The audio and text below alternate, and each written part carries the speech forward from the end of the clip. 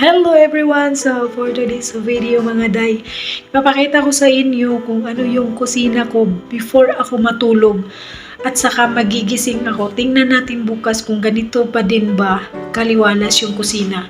Tingnan nyo guys, di ba? Yan lang yung natira. Ayan, di ba walang kalat. Tingnan mo. At saka yun lang, yung kaldero na yan. Kasi may laman siyang mantika. Hindi ko pwedeng kasi pwede mo pa siyang kasi dito hindi po pwedeng isang gamitan itatapon. So nilagay ko sa kaldero mga day. So ayan, ganito kalinis before ako matulog. Tingnan ko bukas kung ganito din ba kalinis. Kasi alam nyo dito mga day, pagising ko napakakalat talaga yung kusina. Minsan lang talaga na hindi makalat. Kaya pag gusto ninyong mag-abroad mga day, pag-isipan nyo mabuti kung kaya sa katawan ninyo kasi ganito talaga dito.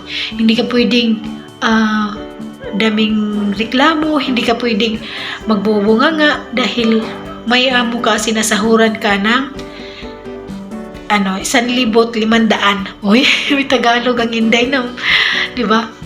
Grabe day, hindi ka pwedeng magreklamo dito. Kaya kung gusto ninyong mag-abroad, pag-isipan nyo talaga kasi ganito talaga dito. Tingnan nyo ha.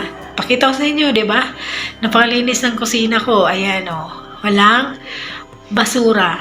Tingnan natin bukas kung ganun pa. Kasi bukas pa ako, then, anong oras na ngayon kasi may bisita kami. Kaya nilinis ko. Kaya hindi naman ako pwedeng nandun din mga tunganga. Okay, bahala sila dyan. Kasi yung sala naman is bukas ko palinisan kung may bisita.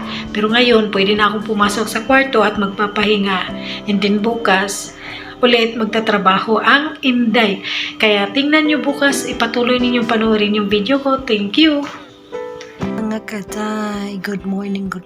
So tingnan natin yung ating kusina mga chay, kung gaano sila kakalat mga day. So kakagising lang ng Inday ninyo, hindi pa nakahilamos, hindi pa dahil kakagising lang. So 8 ng morning ako gumising, kaya tara, let's go! Ayan na mga day, kung ano yung itsura ng ating kusina. Nandito na ako sa kusina mga day. So tingnan nyo mga day. Tingnan nyo naman kung anong ginawa nila. Diba? Diba? Tingnan nyo yung kusina natin. Pero hindi masyadong makalat. Hindi katulad nung nakaraang nakaraang morning ko na lahat talaga grabe. Grabe talaga. Diba ito? Diba sabi ko sa inyo hindi ko tinapon kasi mantika siya. Then nilagay ko lang dyan sa gilid. Tapos, yung mga day, yung, kasi magluluto talaga yan sila. Hindi talaga pwedeng hindi magluto. Diba? Tingnan nyo, mga ganito, diba? Gagabi, wala. Clear na clear talaga yung kusina. Wala ito. Tingnan nyo. Ayan, nakalabas na. Hanggang nandun pa sa lamisa mga day. Tingnan nyo day. Lamisa. Kagabi, wala yan dyan. Tingnan yung mga day. Diba wala yan. Clear na clear yung kusina natin. Ganyan talaga day. Kailangan mo talagang gumising. No? Kasi kung hindi ka day, minsan nga napapagod na rin ako mga day. Hindi ko masyadong day.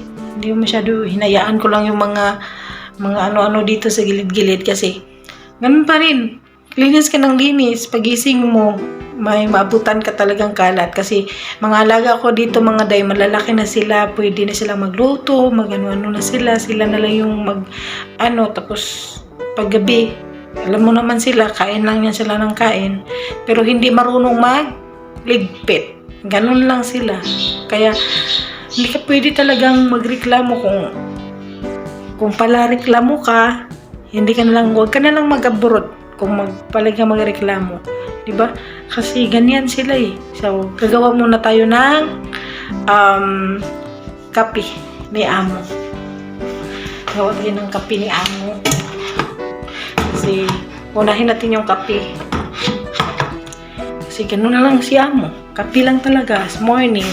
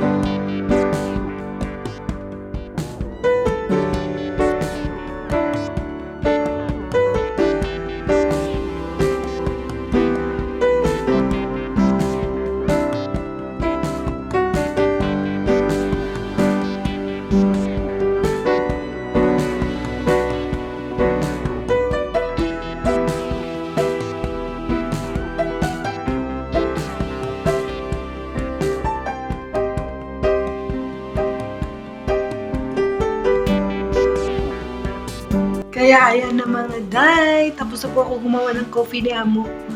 Hindi po sila kasi si Amo lang naman yung magkape. Si Amo lalaki kasi si Amo kung babae is nagpapasting.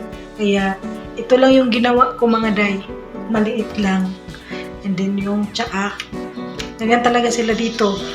No, pag morning, kailangan mo talagang unahan silang gumising para makagawa ka ng kape. So, ilagay mo lang yan doon sa lamisa. Pwede ka nang maggawa ng ano pa.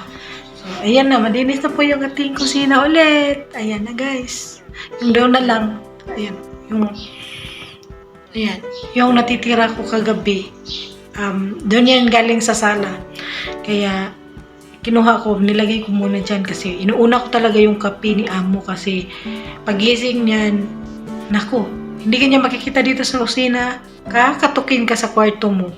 Kaya, inuunahan ko talaga silang gumising mga day. Day, nakaligo na po ako. Ayan, na sobrang lamig dito, day. Okay lang, day, kung nasa tubig ka pa kasi mainit yung tubig, pero kung wala ka na sa tubig mga day, grabe, napakalamig. Kaya mag-iingat po talaga tayo mga kabayan sa ating katawan dahil dito is napakalamig talaga. Kaya ayan, doble-doble po yung sinuot ko, and then hindi po muna ako lalabas hanggat naka-feel pa ako ng lamig. Kasi ganito talaga dito mga kabayan pag mas diba, mataglamig na. Kaya ingat po talaga tayo dahil itong mga panahon na to na taglamig is marami po talagang nagkakasakit na mga kababayan natin. Kaya mag-iingat po talaga tayo. Kaya ako minsan lang talaga ako maligo. Hindi talaga ako araw-araw maligo kasi pag araw-arawin ko, mahina ako sa lamig mga day. Kaya hindi ako masyadong naliligo. Mag-ano lang ako ng katawan, tapos yun, napakalamig mga day, kaya mag-skincare na tayo. Kahit na nandito lang tayo sa bahay, dapat talaga mag-skincare kasi hinintuan ko yung skincare ko mga day, tingnan nyo naman. O, diba? Hinintuan ko yung skincare ko, kaya ganito nangyayari sa aking mukha. Kaya hayaan nyo na yung nakasabit, no?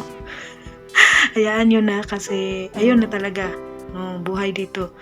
Ang kwarto ko naging stock room na dahil yung nabanggit ko doon sa aking live na ipapayos pa yung kusina, kaya yung mga bagong mga gamit is nandito sa kwarto ko, kaya may skincare muna tayo mga day. Ito pala yung ginagamit ko mga day, no? Ito po pala yung ginagamit ko kasi ayan, di ba, grabe talaga yung hinintuan ko talaga to. Grabe, lumalabas yung mga aking mga minamahal sa aking katawan. Minamahal sa aking mukha.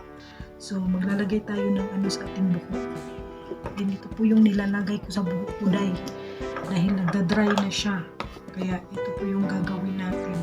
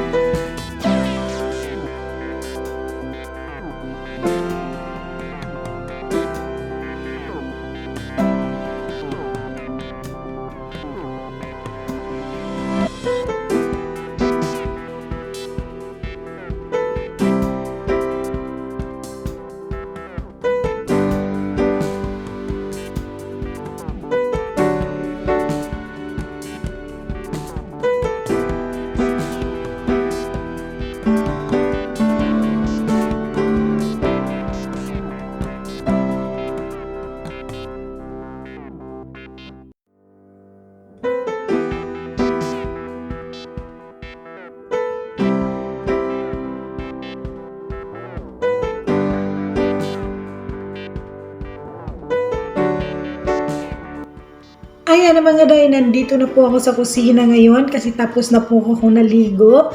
Tapos na po yung routine ko sa isang umaga. Ayan, di ba tapusin ko muna yung kape, yung paglilinis ng kusina, ganito, ganyan, di ba? Tapos bago ako maligo din, pagkatapos maligo, bago ako mag-almusal din, maggawa na naman ng, pagka maya-maya na naman is gagawaan ko ng tanghalian ni Amo. Kaya ganyan lang po yung aking routine everyday mga day. Di ba? Kada araw mo talagang ginagawa yan day. Hindi pwedeng lagpasan, no? Dahil mayroon ka talagang amo dito pag mag-abroad ka. Kaya be strong lang sa gustong mag-abroad. Dapat tatag yung loob. Kasi ganito talaga. Lalo na't mag-isa ka sa buhay dito. Dahil wala na akong kasama. Lumipat na sa Timeri sa ibang bahay, sa kanilang bahay na bago. Kaya ako na lang mag-isa dito. Kaya ito yung buhay ko everyday mga day. So, wala na akong mag-ano na lang ako, magluluto and then maglilinis ng mga kalat-kalat nila. So, susundin ko lang yung mga kalat-kalat nila mga day. Kaya yun lang. Thank you so much for watching mga day. And God bless.